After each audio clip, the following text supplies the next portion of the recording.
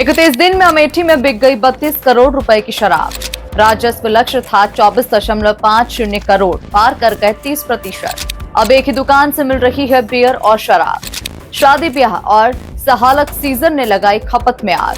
फैजाबाद मंडल में सबसे ज्यादा शराब पीने वाला जिला बना अमेठी। जब शादी ब्याह में डीजे से ज्यादा बोतलें बजने लगे और हर गली में बारात से ज्यादा बार नजर आए, तो समझ लीजिए ये मामला अमेठी का है। शराब की बिक्री के ताजा आंकड़े ये बताते हैं कि जिले के शौकीनों ने मई के 31 दिनों में ही सरकार को 32 करोड़ रुपए की शराब खपत से मालामाल कर दिया। सहालक के सीजन में अमेठी ने न सिर्फ फैजाबाद मंडल के अन्य जिलों को पछाड़ा, बल्कि पूरे उत्तर प्रदेश में टॉप 10 में एंट्री मार ली। कहते हैं अमेठी कभी गांधी परिवार का घर था, अब ये शराब की खपत में यूपी के नक्शे पर चमक रहा है। सोचिए, एक महीने में 32 करोड़ की शराब उड़ गई।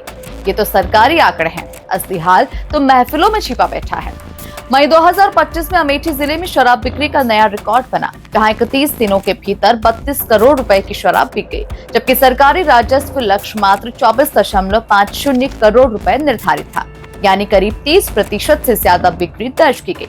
शराब की खपत में आए इस उछाल के पीछे दो मुख्य कारण बताए जा रहे हैं। पहला, सहालक का सीजन यानी शादियों की भरमार, और दूसरा नई आबकारी नीति, जिसने शराब को खरीदना और भी आसान बना दिया। इसके पीछे वजह यह है कि जो आबकारी नीति में इस साल जो बदलाव हुए, जिसमें कंपोजिट शॉप्स खोली गई, जिससे बियर और विदेशी की दुकानें जो हमारी यहाँ बढ़ गई, क्योंकि पहले बियर की केवल 43 दुकानें थीं, अब 85 हो गई, और अंग्रेजी की 47 दुकानें थी, अब 85 हो गई, और नई कंपोजिट शॉप्स जो है नए नए लोकेशन पे खोली गई, जिसके कारण जो है सुलभता से लोगों को शराब उपलब्ध हो गई। हम लोगों का जो है 24.50 लक्ष्य था और 32 करोड़ प्राप्त हुआ, जो कि 130.63% है। कच्ची शराब को लेकर के ये है कि इसमें पुलिस प्रशासन का भी हमारे साथ बहुत सहयोग रहता है।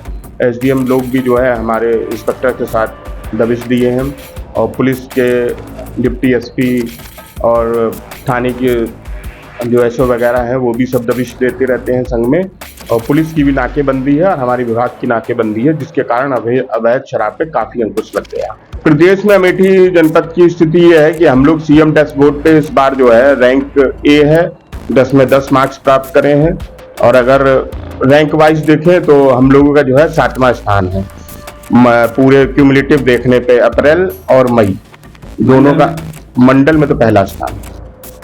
लक्ष्य प्राप्ति में हम लोग मंडल में अप्रैल में भी पहले स्थान पे थे, और जो है मई में भी पहले स्थान। नहीं, ऐसा है कि अब शराबी क्या है कि अब शौकिया, मैंने जो महसूस कराया कि शौकिया पीने वाले ज्यादा संख्या में आ गए।